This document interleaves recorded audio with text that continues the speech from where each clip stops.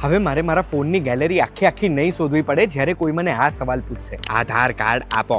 આવું એટલે છે કારણ કે મારી જોડે નવું આધાર કાર્ડ એપ્લિકેશન છે જે UIDAI એ બનાવ્યું છે. જો બીજું કોઈ ડાઉનલોડ ના કરી દેતા. તમે આ એપ્લિકેશન ડાઉનલોડ કરીને પહેલી વાર ખોલશો ત્યારે તમારે સૌથી પહેલાં તમારો આધાર નંબર એન્ટર કરવાનો આવશે.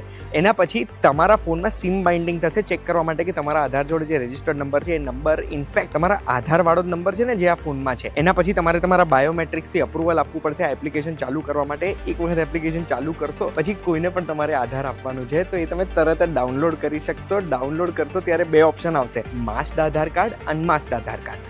માસ્ડ આધાર કાર્ડ એવું માસ્ડ આધાર કાર્ડ હોય જેમાં ખાલી છેલ્લા 4 ડિજિટ આધાર ના દેખાય. આખો આધાર કાર્ડ ભાઈ પબ્લિક ના કરી દેતા, એટલે કોઈને બી આપવાનું હોય તો માસ્ડ આધાર કાર્ડ આપી શકશો તમે.